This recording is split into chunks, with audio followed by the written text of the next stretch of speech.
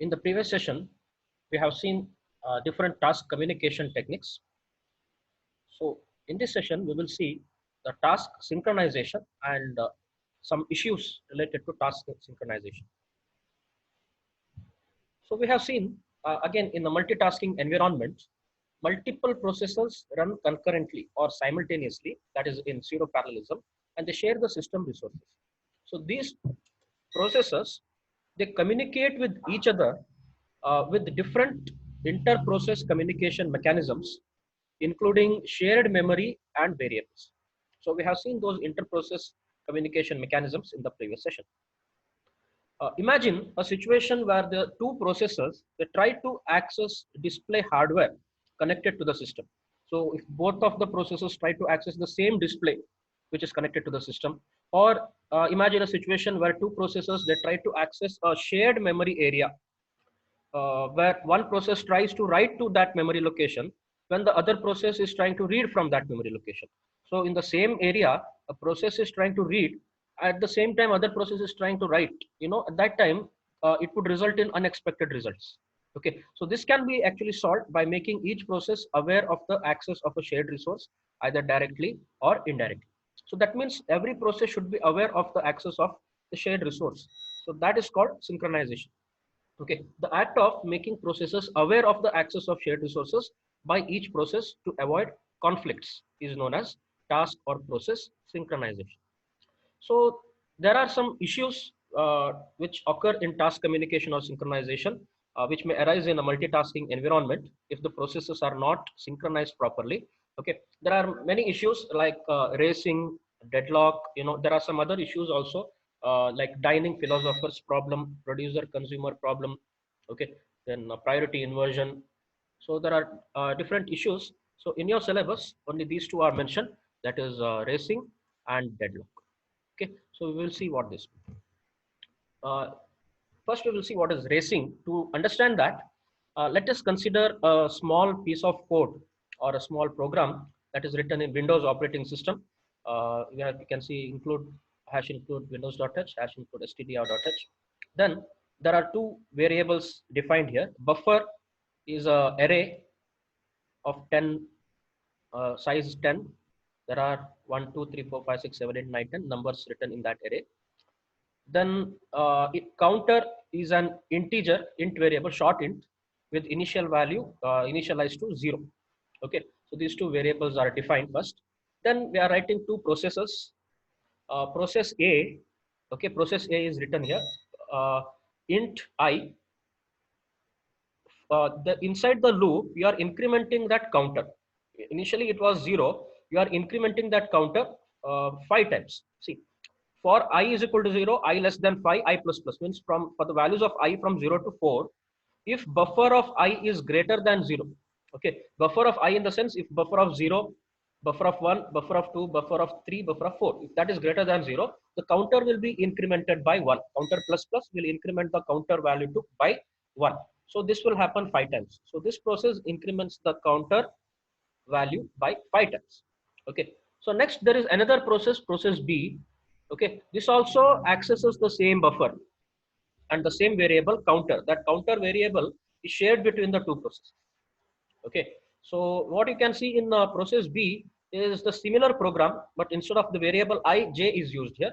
Okay, in j, for j is equal to 5 to j less than 10. So we are accessing the upper 5 bytes in this particular array. For j is equal to 5 means it is pointing to 6, 7, 8, 9, 10. Okay, j is equal to 5 to j less than 10. From j 5 to 9, we are checking that if it is greater than 0, then we are incrementing the counter by 1. Okay, so what we try to do here is we are trying to increment the counter by 1 in both of these processes. Okay, then there is a main thread. In main thread, you have those programs or instructions to create that new threads. This is similar to what we have seen in the threads topic, right? We are creating that thread and waiting for some time. Okay, then you are returning 0. So what we are trying to do here, from a programmer perspective, the value of counter will be 10 at the end of execution of processes A and B, right? Because in process A, it will be incremented 5 times. Next, for process B, it will be incremented another 5 times. Initially, it was 0. If it is incremented 5 plus 5 10 times, the counter value should be 10, right? That is what the programmer expects when he writes the program.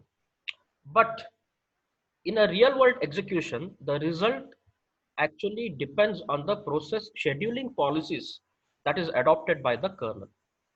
Okay, the program statement counter plus plus, it looks like a single statement when you look at it from the C language. It is a single statement. But when it is converted to machine language or a low level implementation of that, it is dependent on the underlying processor instruction set and also the compiler that you are going to use. Okay, because high level language is very simple, and it is made suitable for the user to understand it. But when it is the low level implementation will be based on the processor instruction set and the compiler that you're going to use. So one example is the low level implementation of this particular statement, that is counter plus plus. Okay, so this statement, if it is implemented in Windows XP operating system in Intel Centeno Duo processor, it will be converted to these assembly language instructions. Okay, so that is like, first, the counter is loaded into the accumulator. This EAX is similar to your AX that you have seen in your microprocessors, right? It is extended form of AX, which can be 32 bits. The counter is pointed by a pointer register base pointer BP, right? So from BP -4, it is loaded into EAX. Your D word indicates double word. Okay, so that is, if it is 32-bit, word is 16-bit. Double word means 32-bit. It points to EAX. It points to the accumulator. From there, it is loaded to accumulator. Then the accumulator is incremented by 1 by adding 1 to the accumulator. Accumulator is incremented by 1. Then that value of accumulator is copied back into the counter. So it includes these 3 steps. First, the counter is loaded into accumulator. Accumulator is incremented by 1. Then from accumulator, it is loaded back into the, or stored back into the counter. Okay, so these processors are there. This thing is there. Counter plus plus is there in both the processors A and B. So both processors A and B have this particular operation. The same operation is there in both processors A and B.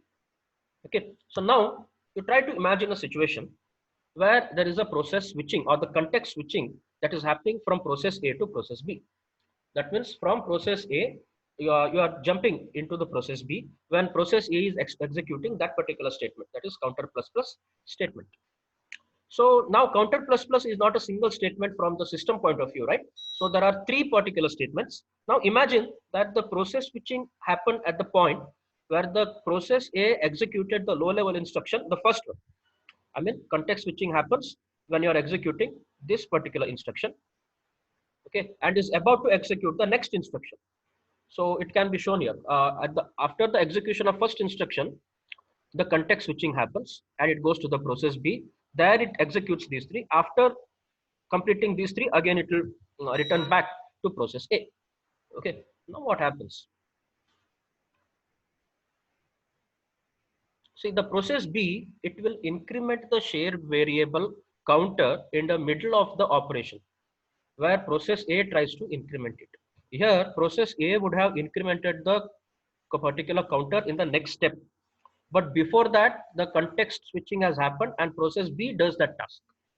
Okay. When process A gets the CPU time for execution, it starts from the point where it got interrupted. That means it will again execute this instruction. It will again add EAX, 1, right? But we were supposed to see that EAX, it is already added by 1 and it will again be added by 1. So we are missing one particular level in between. That is what we are trying to show here. Process A gets, when process A gets the CPU time, it starts from the point where it got interrupted. So though the variable counter is incremented by process B, process A is unaware of it and it increments the variable with the old value. So again, it will increment it. So this leads to the loss of one increment for the variable counter.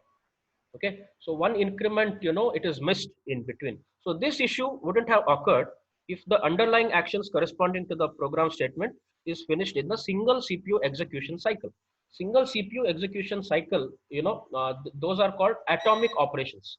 Atomic operation means when one particular instruction is being executed, it cannot be interrupted or context switching cannot happen in between. Okay, suppose there was no context switch in between this is one particular task, right? If there was no context switch happening in between this particular instruction, then this problem wouldn't have occurred, right? That's what we're trying to say here. The best way to avoid this is make the access and modification of the shared variables mutually exclusive. That means mutually exclusive means when one process accesses a shared variable, the other processor should be prevented from accessing it.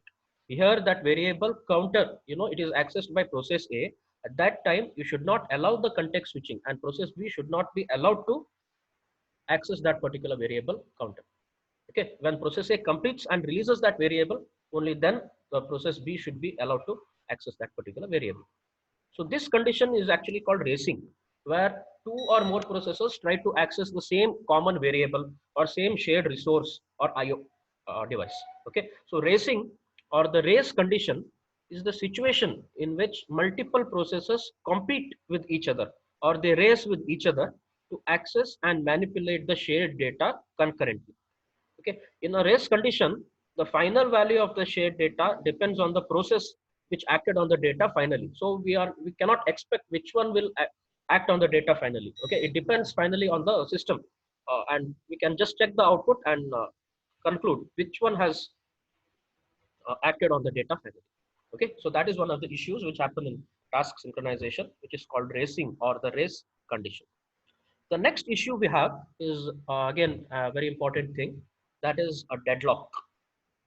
A deadlock, you might have heard this in general situations, uh, wherein it is similar to a traffic jam that has happened at a junction or a circle, where there are four ways, and from each way a vehicle is coming at the junction and they are blocking each other.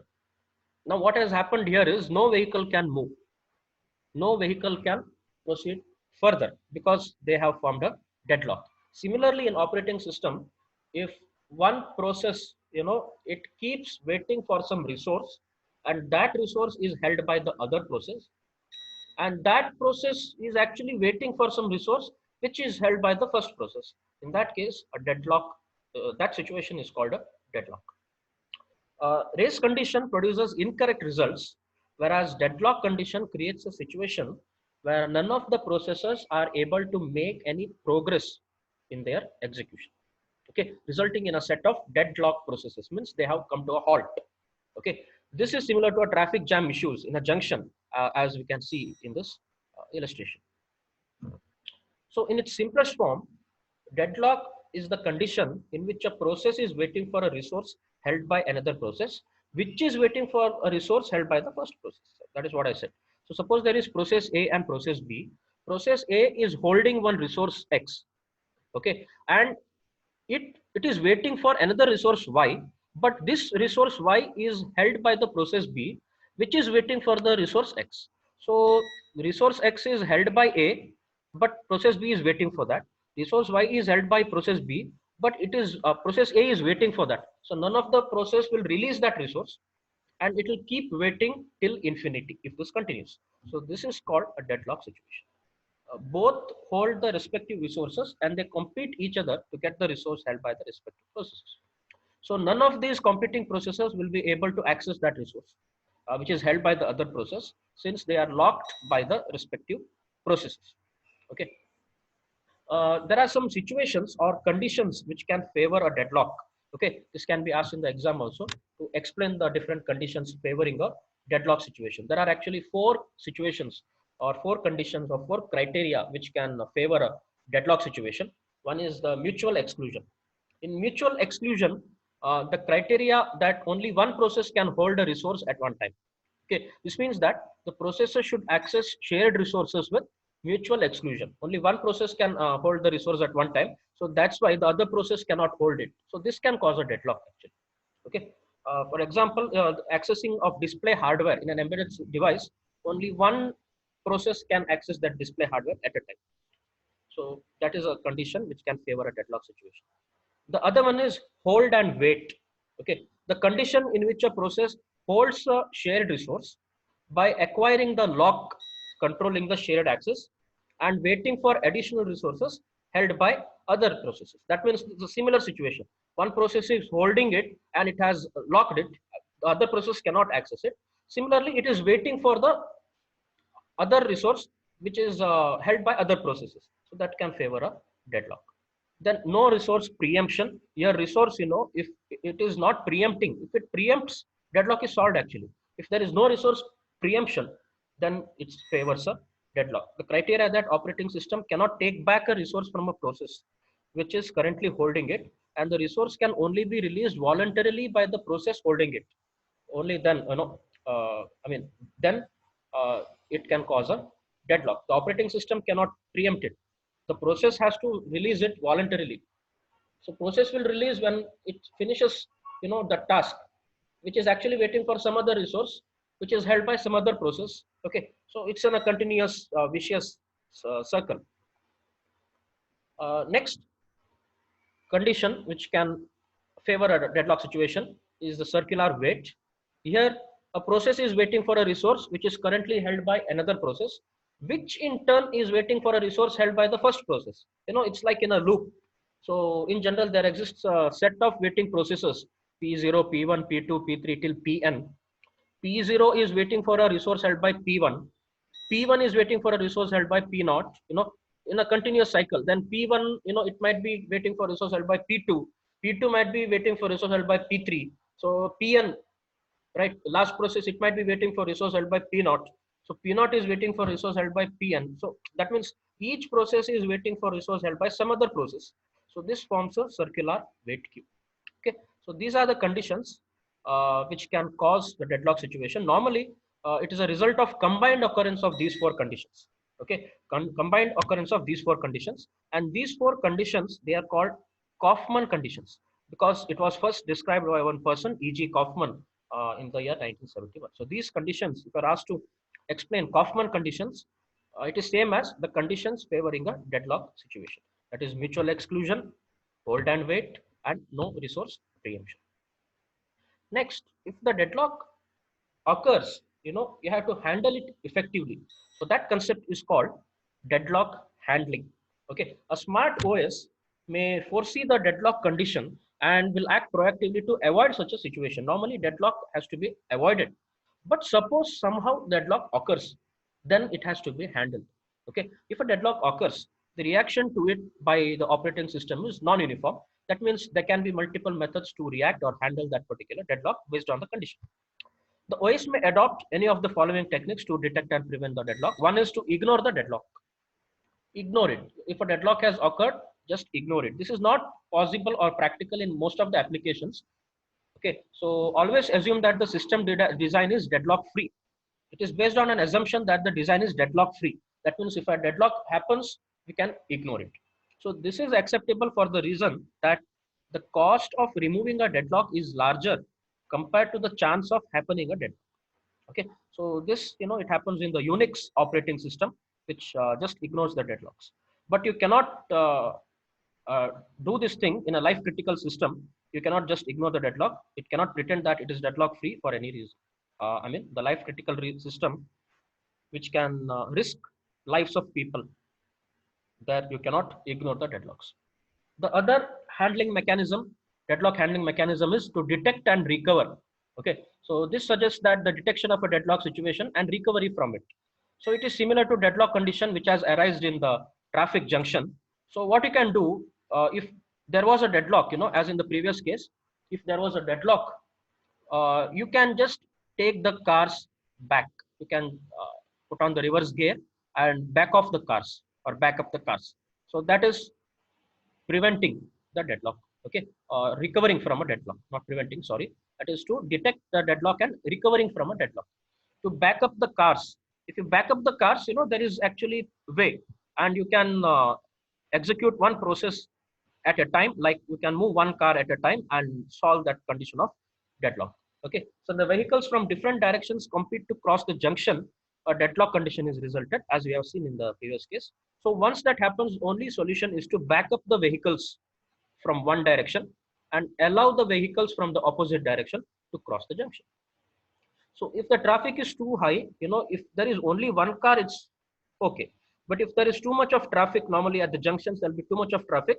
There'll be too much of cars, which have lined up. Similarly, there will be too much of processes which will be lined up in the operating system if each process is dependent on one another. So if the traffic is too high, lots of vehicles have to be backed up to resolve the traffic jam. Similar thing happens in processes also. So this technique is also known as backup cars technique, wherein the cars, they have to be uh, backed up to make way for the cars in the opposite direction. So in case of operating systems, they keep a resource graph in their memory, wherein it is updated on each resource request and release. It keeps a track of the different resources which are requested or held by the processes, and upon their releasing, okay, it gets updated. A deadlock condition can be detected by analyzing the resource graph by graph analyzer algorithms. Once a deadlock condition is detected, the system can terminate a process, just like backing of cars. Here the process can be terminated or preempt the resource to break the deadlock cycle. Okay, somehow you have to recover from that deadlock situation. Next handling mechanism is to avoid deadlocks. In avoid deadlocks, deadlock is avoided by careful resource allocation techniques by operating system. Means while allocating itself, you have to be careful. While allocating resources itself, you have to be careful. You should not, first of all, you should not cause that deadlock. You have to avoid that deadlock. It is like having the traffic light mechanism at junctions to avoid the traffic jam. Instead of recovering after the jam has occurred, instead of backing off the cars later, initially, if you had prevented it, to avoided it by putting traffic lights, that is one of the technique to avoid the deadlock. Okay, that can be done by allocating the resources carefully so that it doesn't cause a deadlock. The last handling mechanism is to prevent the deadlocks. Prevent the deadlock condition by negating one of the four conditions favoring the deadlock situation. So we have seen the four conditions which can favor the deadlock situation, right? So it can be prevented by not allowing these four conditions. Okay, by not allowing these four conditions, we can actually prevent the deadlocks. So in that, there can be different ways, like to ensure that a process does not hold any other resources when it requests the resource. So here, the deadlock has happened because the process is requesting for resource Y. Process A is requesting or waiting for resource Y, but at the same time it is holding the resource X. If it was not holding this resource X, process B would have released this resource Y and it would have got it. Okay, so by doing that thing, ensure that a process does not hold any other resources when it requests a resource. That means a process must request all its required resource, and the resources should be allocated before the process begins its execution. Before it begins its execution itself, it should request all the required resource, and they should be allocated before it begins. In between, it should not happen. Okay, so these are the rules or guidelines which have to be implemented to satisfy this thing. The second rule is to grant the resource allocation request from processors only if the process does not hold a resource currently. If the process is already holding something, it cannot be allowed to make a new request. Okay, it has to release that resource, only then it can make a new request. Okay, so that is one thing. The other one is ensure that the resource preemption is possible at operating system level. So instead of making it voluntarily by the process, we can make sure that resource preemption occurs at the OS level. So release all the resources currently held by a process if a request made by the process for a new resource is not able to fulfill immediately. Okay, so if the request made by the process for a new resource is not able to be fulfilled, whichever the resources are held by a process, they have to be released immediately. Okay, then add the resources which are preempted or released to a resource list describing the resources which the process requires to complete its execution. Okay, so add them to a list, then reschedule the process for execution only when the process gets its old resources and the new resource which is requested by the process. Okay, so this way we can make sure that resource preemption is possible at the OS level. So using these two techniques, I mean, by making sure that the process does not hold any other resource when it requests a resource, and that the resource preemption or resource releasing is possible at the OS level, we can prevent the deadlocks. Okay, so these are the four mechanisms or techniques to handle the deadlocks: ignoring the deadlocks, detect and recover deadlocks, avoid deadlocks, and prevent the deadlocks. Next, there is one more concept of live lock. Okay, a deadlock in the sense there is a lock uh, and it is dead. Dead in the sense there is no progress possible. That is called a deadlock. Whereas a live lock, it is a lock, but it is alive. Okay, so it is similar to the deadlock condition, except that a process in live lock condition changes its state with time. There is continuous attempt to change the state with respect to time. Okay, so while in deadlock, a process enters in wait state for a resource, and it will continue in that state forever without making any progress, right? Because it will be keep on waiting for that particular resource. But in a live lock condition, a process always does something. Okay, a process always does something, but it is unable to make any progress in the execution completion. The live lock condition, it is better explained with a real world example where two people are attempting to cross each other in a narrow corridor. In a narrow corridor where only one person can pass. If two people are trying to cross each other from opposite sides, okay, both the person move towards each side of the corridor to allow the opposite person to cross. You know, you move towards the corners of the corridor to allow other person to pass. Since the corridor is narrow, none of them are able to cross each other. Okay, none of them are able to cross each other. Here both of the persons perform some action. They try to cross, but still they are unable to achieve their target, that is to cross each other. That is called a live lock situation. Then there is one more situation called a starvation, which can happen in deadlock. This normally happens when you go for methods like preventing a deadlock. If you try to prevent the deadlock, then some processes might go under starvation. This concept of starvation we have also seen in process scheduling, right? So normally, you know, when higher priority processes keep coming in the system, the processes with lower priority, they starve of the CPU time. They go under starvation. Similarly, if at all the processes, you know, they have larger remaining times. If you are employing shortest remaining time scheduling, then the processes with larger remaining times, they undergo starvation. Okay. So in multitasking context, starvation is the condition in which a process does not get the resources required to continue its execution for a long time. So as time progresses, the process starves on resources. This may arise due to various conditions like as a byproduct of preventive measures of deadlock. As I said, if you try to prevent the deadlock, it can result in starvation. Okay. Then scheduling policies favoring higher priority tasks in priority based scheduling, and tasks with shortest execution time, like in shortest remaining time scheduling. Okay. So there process with lower priority tasks or processes with larger execution times, they go for starvation. So we can avoid this starvation, you know, by using some techniques, some synchronization techniques, task synchronization techniques, and also by scheduling, you know, by using the concept of aging, you can solve this problem of starvation. Where as the process age increases, that is, as their time that they have come in the queue, if that increases, their priority can be increased and they can be scheduled earlier than the processes which have come later in the system. Okay, somehow they can be solved. So these are the issues that we have in task synchronization. Mainly one is the racing and the other one is the deadlock. Okay. In the next session, we will see some of the techniques used in task synchronization. That is by using semaphores, binary and counting semaphores. So we will see that in the next class.